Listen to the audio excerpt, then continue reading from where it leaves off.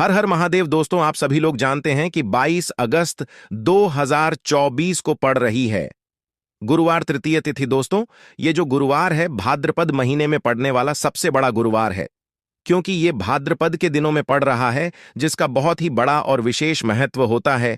और ऐसा दिन पूरे साल में सिर्फ एक ही बार आता है। और दोस्तों, आप सभी लोग जानते हो कि गुरुवार तृतीय का यदि सबसे बड़ा कोई उपाय है तो वो 11 चावल के दाने वाला उपाय है। तो दोस्तों, इस गुरुवार तृतीय तिथि के दिन आप लोगों को इस 11 चावल के दाने वाले उपाय को जरूर करना है। बहुत सारे लोग होंगे जिन लोगों ने इस उपाय को ना किया हो, मतलब पूरा साल निकल गया, उन्होंने किसी भी दिन इस 11 चावल के दाने वाले उपाय को ना किया हो। पर दोस्तों, आपके पास एक आखिरी मौका बचा हुआ है, जो कि 22 अगस्त के दिन। तो इस दिन आप लोगों को इस वाले उपाय को जरूर कर लेना है। भले ही आपने पूरे महीने भर इस उपाय को ना किया हो, पर यदि आप इस भाद्रपद महीने के गुरुवार तृतीय के दिन यदि इस वाले उपाय को कर लिया, तो आपको इस उपाय को करने का वो फल मिलेगा जिसकी आपने कभी कल्पना भी नहीं करी होगी। इसीलिए आप लोग इस वाले उपाय को एक बार जरूर कर लेना, ताकि आप लोगों के हाथ से यह मौका ना जा सके और आपको इस उपाय को करने का फल मिल सके। दोस्तों, यह उपाय पंडित जी ने अपनी अभी की ही श्री शिव महापुराण की कथा में बताया है, जिस उपाय को आज हम आपको बहुत समझाने वाले हैं। इस वीडियो को देखने के पश्चात इस उपाय को समझने के लिए आपको कोई और वीडियो को देखने की जरूरत नहीं पड़ेगी। तो चलिए दोस्तों, उपाय को शुरू करते हैं। देखिए, यह इस भाद्रपद महीने के गुरुवार के दिन यह इतना खास होता है, इतना महत्वपूर्ण होता है। देखा है कभी कभी बड़े बड़े पूजा पाठ अनुष्ठान से जो मनोकामना पूर्ण नहीं होते, वो भाद्रपद महीने के दिन एक छोटे से उपाय करने से ही आपकी मनोकामना पूर्ण हो जाती है। और सारे लोगों ने इस उपाय को किया भी है और उनको इस उपाय को करने का फल भी जरूर मिला है। यदि आप लोग भी इस उपाय को करना चाहते हैं, तो आप इस उपाय को पहले अच्छे से समझ लेना, सुन लेना, उसके पश्चात करना। आपको इस उपाय का फल जरूर मिलेगा। और इस उपाय को कर लेने से आपके घर में चाहे किसी भी प्रकार की दुख और समस्या क्यों ना चल रही हो, आपको उसका कारण भी नहीं पता है कि भाई यह समस्या किस कारण से चल रही है। कुछ भी कारण हो सकता है, जैसे पितृदोष हो सकता है या किसी भी तरह का मंगल दोष भी हो सकता है। तो इस दिन आप लोगों को यह वाला उपाय कर लेना है। यह एक ऐसा उपाय है जिस उपाय को यदि किसी विशेष दिन पर किया जाए, तो भाई उस विशेष दिन का जो है वह तो हमें मिलता ही मिलता है। पर हमने उस दिन पर इस उपाय को किया है तो हमें उससे भी बड़ा फल मिलता है, और फल बहुत जल्दी मिलता है, क्योंकि आप इस उपाय को ही बड़े और विशेष दिन पर कर रहे हो। तो चलिए अब उपाय के बारे में बात करते हैं, लेकिन उससे पहले आप लोगों को यह जानना आवश्यक है कि आखिर यह उपाय किस समय करना है, किसको करना है और कैसे करना है। तो चलिए हम आगे आपको वीडियो में एक एक करके बता देते हैं। लेकिन उससे पहले यदि आप लोग हमारे चैनल पर पहली बार आए हैं या फिर मेरी आवाज पहली बार सुन रहे हैं, तो हमारे चैनल को सब्सक्राइब जरूर लेना और इस वीडियो को लाइक करके कमेंट बॉक्स में श्री शिवाय नमस्तु भयम ओम नमः शिवाय जरूर टाइप कर देना। तो दोस्तों, इस 11 चावल के दाने वाले उपाय को हमें इस गुरुवार तृतीय के दिन कैसे करना है, किसको करना है, किस समय करना है और कहां पर करना है, ये सारे सवालों के जवाब आपको इस वीडियो में मिल जाएंगे। और जो ये वीडियो देखेगा भाई, उसको 11 चावल के दाने वाला उपाय जरूर करना चाहिए, क्योंकि इस दिन एक चावल के भी बहुत ही बड़ा और विशेष महत्व होता है। और जब बात आ जाए 11 चावल के दाने की, तो ये सोने पे सुहागा वाली बात हो जाती है, और ये एक बहुत ही बड़ा उपाय हो जाता है इस गुरुवार तृतीय का। तो अब दोस्तों, इस 11 चावल के दाने वाले उपाय को आखिर करना किसको है, सबसे पहले हम लोग वो बात जान लेते हैं। तो देखो, घर की जो बड़ी माताएं बहनें होती हैं, उन माताओं बहनों में से कोई भी एक बड़ी माता बहन इस वाले उपाय को कर है। और दोस्तों, यदि आप चाहें तो अपने घर में से सभी सदस्यों को भी इस उपाय को करवा सकते हैं। यदि किसी व्यक्ति की खुद की कोई मनोकामना है, खुद की कोई दुख और परेशानी है जो कि वह अपने लिए ही करना चाहता है, इस वाले उपाय को तो वह खुद अपने लिए भी कर सकता है। बाकी यदि कोई घर में से ऐसा है जो कि अपने पूरे घर परिवार की सुख और शांति के लिए ये वाला उपाय करना चाहता है, तो भाई वह भी कर सकता है, उसमें भी कोई दिक्कत वाली बात नहीं है। कहने मतलब ये है कि इस उपाय को हर एक सदस्य भी कर सकता है और पूरे घर परिवार के सदस्य के लिए घर की बड़ी माताओं बहनों में से कोई एक माता बहन भी कर सकती है। माताएं बहनें यदि घर में उपस्थित ना हो या वो यह वाला उपाय ना कर पा रही हो तो फिर घर का कोई बड़ा सदस्य भी इस 11 चावल के दाने वाले उपाय को कर सकता है, चाहे फिर वह पुरुष ही क्यों ना हो। उसमें कोई भी दिक्कत वाली बात नहीं है। अब दोस्तों, इस चावल के दाने वाले उपाय को हमें करना कहां पर है? हमें इसे शिव जी के मंदिर में जाकर करना है। बहुत सारे लोग प्रश्न करते हैं हर एक उपाय को करते समय क्या हम इस उपाय को घर पर कर सकते हैं? तो इस वाले उपाय को आप घर पर नहीं कर सकते हो। इस वाले उपाय को करने के लिए आपको शिव जी के मंदिर ही जाना पड़ेगा। उसके पश्चात में दोस्तों जो अगला प्रश्न निकल कर आता है वो यह आता है इस उपाय को लेकर कि आखिर इस उपाय को हमें किस समय करना है, सुबह के समय करना है कि शाम के समय करना है? तो देखो, इस वाले उपाय को आप लोग सुबह के समय भी सकते हो और शाम के समय प्रदोष काल में भी कर सकते हो। अब यदि आप पूछो कि भाई सबसे उत्तम समय कौन सा रहेगा इस 11 चावल के दाने वाले उपाय को करने का, तो हम आपसे बस यही कहेंगे कि इस उपाय को आप सुबह के समय करेंगे तो ज्यादा बेहतर होगा। बाकी यदि प्रदोष काल शाम के समय भी करेंगे तो भी अच्छा होगा, उसमें कोई भी दिक्कत वाली बात नहीं है। तो अब दोस्तों जो अगली सबसे बड़ी और महत्वपूर्ण बात आती है वो ये आती है कि सुबह यदि हमको करेंगे तो हमें कितने बजे से लेकर कितने बजे तक के बीच में करना है, और शाम के समय प्रदोष काल में करेंगे तो हमें कितने बजे से लेकर कितने बजे के बीच में करना है। तो देखो, सुबह जितनी जल्दी हो सके आप उपाय को करने की कोशिश करना। बाकी यदि किसी कारणवश लेट भी हो जाओ, थोड़ी देर भी हो जाए, तो 10 या 11 बजे तक भी आप उपाय कर लेना, पर 12 बजे से ज्यादा देरी ना हो, ठीक है? इस बात का ध्यान रखना। उसके पश्चात में यदि शाम के समय प्रदोष काल की बात करें, प्रदोष काल का जो समय है होता है वो शाम के 6 बजे से शुरू हो जाता है। मतलब शाम के 6 बजे से लेकर 7 बजे के बीच का जो समय होता है ये समय प्रदोष काल का समय होता है।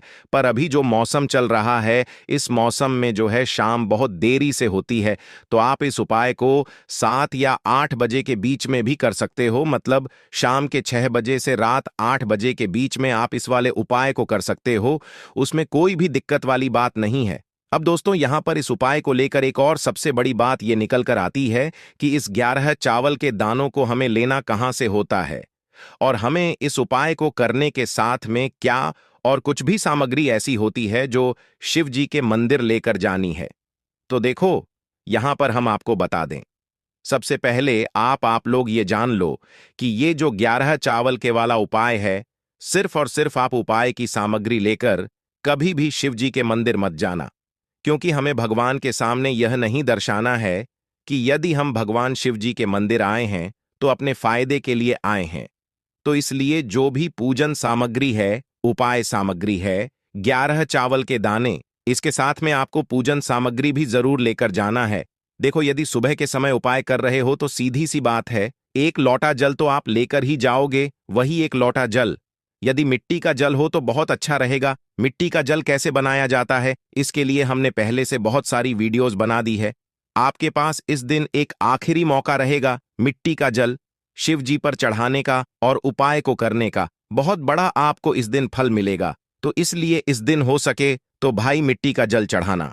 तो अपने साथ में कम से कम एक लोटा जल तो आपको जाना ही जाना है। यदि मिट्टी का जल नहीं है तो घर का जल भी आप इस्तेमाल कर सकते हो। इसके अलावा जो भी पूजन सामग्री है, देखो 11 चावल के दाने ये अलग आपके रहेंगे और जो आपकी पूजन सामग्री रहेगी वो अलग रहेगी। पूजन सामग्री में आप जो भी चीज लेकर जाना चाहे वो लेकर जा सकते हैं, उसमें कोई भी दिक्कत वाली बात नहीं है।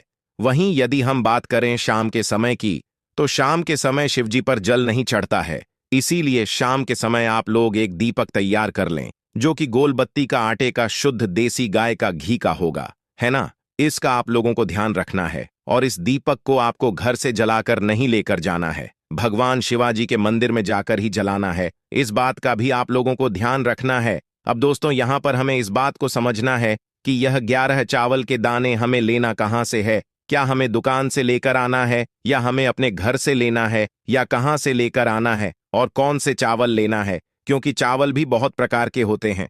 तो देखो, इन सभी सवालों के जवाब आप लोग एक बात में सुन लो कि भाई ये जो है इस उपाय में आपको ये नहीं देखना है कि भाई कौन से चावल है कौन से चावल नहीं है। बस जो भी चावल ले रहे हो वो चावल का दाना सबूत होना चाहिए, मतलब साबुत होना चाहिए, टूटा हुआ नहीं होना चाहिए, कटा पीटा नहीं होना चाहिए।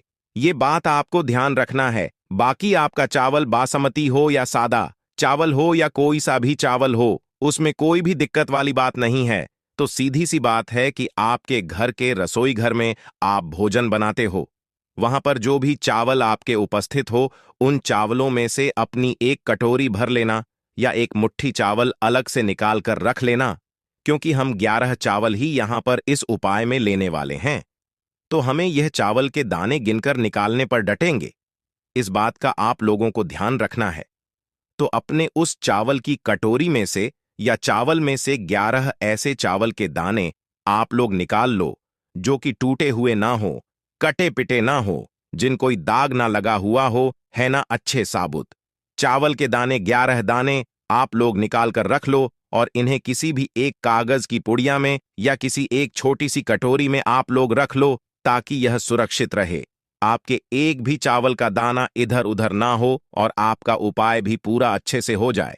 तो भाई जैसे ही आपका उपाय की जो सामग्री है 11 चावल के दाने ये तैयार हो जाते हैं, उसके पश्चात मैं आपको जो भी अपनी पूजन सामग्री है, सुबह के समय हो तो एक लौटा जल या पूजन सामग्री जो लेकर जाना चाहो उसकी भी तैयारी कर लेना, और शाम के समय जा रहे हो तो भाई अपना जो दीपक है उसे तैयार कर लेना, और उपाय को करते समय शुद्धता का विशेष रूप से ध्यान रखना। ठीक है, सुबह सुबह स्नान करने के पश्चात ही उपाय को करने की आप लोग तैयारी करना। उसके पश्चात यदि शाम के समय की बात करें तो शाम के समय आपको स्नान करने की जरूरत नहीं है, पर का ध्यान रखना है, आपको स्नान तो नहीं करेंगे, आप हाथ मुंह धोकर भी इस वाले उपाय को शाम के समय प्रदोष काल में कर सकते हैं।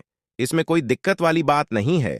तो आप अपने उपाय की पूरी सामग्री तैयार करके आपके पास ही में जो आपका शिव मंदिर हो वहां पर पहुंच जाइए। सबसे पहले शिव मंदिर में जाकर आप लोगों को उपाय नहीं करना है, पहले भगवान के दर्शन करना है, भगवान से आशीर्वाद प्राप्त करना है, फिर शिव जी के शिवलिंग के पास में आना है। शिवलिंग के पास में के पश्चात आप जो पूजन सामग्री लेकर आए हुए हैं, जैसे कि सुबह गए हुए होंगे तो एक लौटा जल और जो भी पूजन सामग्री लेकर आए हैं आप उनसे भगवान शिवाजी की पूजन कीजिए। सबसे पहले तो एक लौटा जल ही चढ़ेगा, उसके पश्चात में आपकी पूजन सामग्री चढ़ेगी। उसके पश्चात में यदि दोस्तों शाम के समय यदि आप इस उपाय को कर रहे हो तो अपने साथ में कम से कम एक जो दीपक है गोल बाती का जो आप अपने साथ में लेकर गए हो, उस दीप को मंदिर में जाकर अपनी माचिस से जलाना है और उस दीपक को शिवलिंग के पास में रखना है। ठीक है, इस दीपक को रखने के पश्चात ही आप लोगों को अपना ये वाला उपाय शुरू करना है, और दीपक को ज्यादा पास में मत रखना, वैसे भी गर्मी पड़ रही है, भगवान शिव जी को आंच नहीं लगनी चाहिए, है ना। तो भाई जैसे ही आपकी पूजा अर्चना हो जाती है आप भगवान शिव जी को प्रसन्न कर लेते हैं, उसके पश्चात में शिवलिंग के पास ही में आप कहीं पर बैठ जाइए, सामने या आसपास जिस जगह पर आपको बैठना हो वहां पर बैठ जाइए और अपने वह 11 चावल के दाने अपने सामने निकाल कर रख लीजिए, क्योंकि अब यहां पर उपाय को यहां पर करने की आपको तैयारी करना है। और इस तरीके से जब आप उपाय करेंगे पूजन सामग्री करने के पश्चात, पूजन अर्चना करने के पश्चात, तो आपको उपाय का फल बहुत जल्दी और बहुत बड़ा होकर मिलेगा। तो अपने 11 चावल के दाने अपने सामने निकाल कर रख लेना, और यह जो उपाय है यह आपकी सीधे हाथ की हथेली से होगा, इसलिए इस बात का भी विशेष रूप से ध्यान रखना है। तो सीधे हाथ की हथेली का प्रयोग करके ही आप लोग अपना इस वाले उपाय को करना। अपन अपने सामने जो भी आपकी कागज की पुड्डी उसको खोल कर रख लो, या कटोरी है तो भाई उसे अपने सामने रख लो और अपने वह 11 चावल के दाने निकाल लो। ठीक है, उसके पश्चात में दोस्तों अब आपको क्या करना है कि शिवलिंग आपके सामने होगी, तो आपने वह 11 चावल के दाने एक एक करके आपको शिवजी के शिवलिंग के ऊपर चढ़ाना है। कहां पर चढ़ाना है? शिवलिंग के ऊपर चढ़ाना है, और कहीं पर भी नहीं चढ़ाना है आपको अपने हथेली से, तो शिवलिंग के ऊपर चढ़ना है। भले ही फिर वो अपने आप जलाधारी गिर जाए या मतलब वहीं पर गिर जाए, उसमें कोई दिक्कत वाली बात नहीं है, पर आप चढ़ाओ शिवलिंग के ऊपर ही। तो आपको क्या करना है, अपना पहला चावल का दाना उठाना है, श्री शिवाय नमोस्तुभ्यम बोलना है और शिवलिंग पर चढ़ा देना है। इसी तरीके से दूसरा चावल का दाना उठा है, शिवलिंग पर चढ़ाना है और मंत्र बोल देना है। और फिर तीसरा चावल का दाना उठाना है, श्री शिवाय नमस्तु बोलना है और चढ़ा देना है।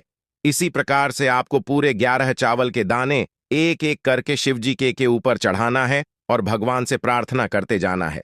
मतलब प्रार्थना तो आपको आखिरी में करना है, पर हर एक चावल के दाने को चढ़ाते समय श्री शिवाय नमस्तु भी हम जरूर बोलना है। उसके पश्चात ही में यह चावल का दाना शिवलिंग के ऊपर आपको चढ़ाना है। जैसे ही आपके 11 चावल के दाने शिवलिंग के ऊपर जाते हैं, तो भाई उसके पश्चात में आपको क्या करना है, भगवान से अपनी मनोकामना बोलना है। मनोकामना भी कब बोलना है, जब आपका 11 चावल का दाना आपके हाथ की हथेली में हो और आप उसे चढ़ाने के लिए जा रहे हो।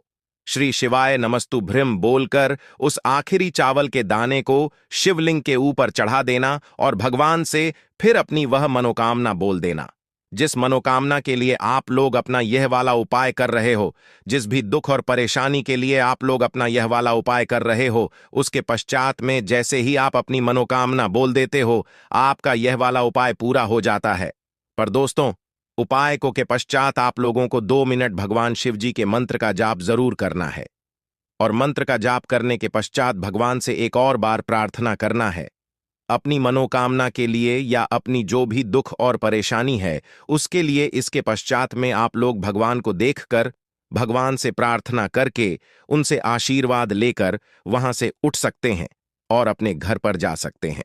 बस दोस्तों, यहां पर यह वाला उपाय पूरा हो जाता है। इस तरीके से जो व्यक्ति छोटी छोटी चीजों का ध्यान रखते हुए इस 11 चावल के दाने वाले उपाय को करेगा, निश्चित सी बात है उसे उसकी मनोकामना जल्द ही पूर्ण होगी और जो भी दुख और परेशानी है वो भी बहुत ही जल्दी दूर होंगे। देखिए, यह भादो महीने के गुरुवार के दिन यह इतना खास होता है, इतना महत्वपूर्ण होता है। देखा गया है कभी कभी बड़े बड़े पूजा पाठ अनुष्ठान से जो मनोकामना पूर्ण नहीं होते, वो भाद्रपद महीने के दिन एक छोटे से उपाय करने से ही आपकी मनोकामना पूर्ण हो जाती है। और बहुत सारे लोगों ने इस उपाय को किया भी है और उनको इस उपाय को करने का फल भी जरूर मिला है। यदि आप लोग भी इस उपाय को करना चाहते हैं तो आप इस उपाय को पहले अच्छे से समझ लेना, सुन लेना, उसके बाद करना। आप इस उपाय का फल जरूर मिलेगा और इस उपाय को कर लेने से आपके घर में चाहे किसी भी प्रकार की दुख और समस्या क्यों ना चल रही हो, आपको उसका कारण भी नहीं पता है कि भाई यह समस्या किस कारण से चल रही है। उसका कुछ भी कारण हो सकता है, जैसे पितृदोष हो सकता है या किसी भी तरह का मंगल दोष भी हो सकता है। तो इस दिन आप लोगों को यह वाला उपाय कर लेना है।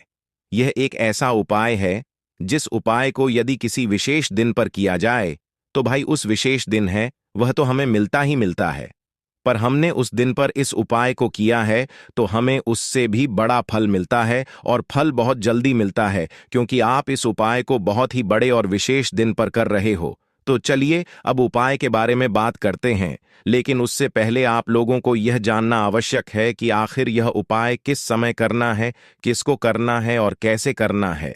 तो चलिए हम आगे आपको वीडियो में एक एक करके बताएं।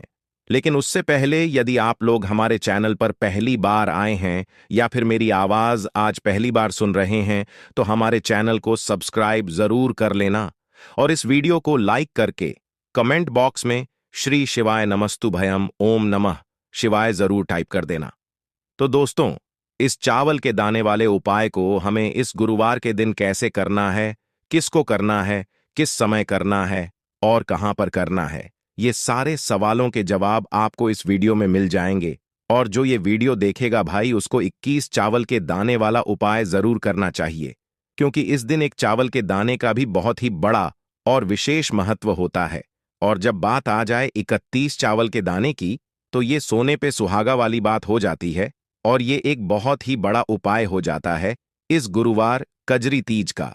तो अब दोस्तों, इस 31 चावल के दाने वाले उपाय को आखिर करना इसको है। सबसे पहले हम लोग वो बात जान लेते हैं। तो देखो, घर की जो बड़ी माताएं बहनें होती हैं, उन माताओं बहनों में से कोई भी एक बड़ी माता बहन इस वाले उपाय को कर सकती है। और दोस्तों, यदि आप चाहे तो अपने घर में से सभी सदस्यों को भी इस उपाय को करवा सकते हैं। यदि किसी व्यक्ति की खुद की कोई मनोकामना है, खुद की कोई दुख और परेशानी है जो कि वह अपने लिए ही करना चाहता है, इस वाले उपाय को तो वह खुद लिए भी कर सकता है। बाकी यदि कोई घर में से ऐसा है जो कि अपने पूरे घर परिवार की सुख और शांति के लिए ये वाला उपाय करना चाहता है, तो भाई वह भी कर सकता है। उसमें भी कोई दिक्कत वाली बात नहीं है। कहने का मतलब ये है कि इस उपाय को हर एक सदस्य भी कर सकता है और पूरे घर परिवार के सदस्य के लिए घर की बड़ी माताओं बहनों में से कोई एक माता बहन भी कर सकती है।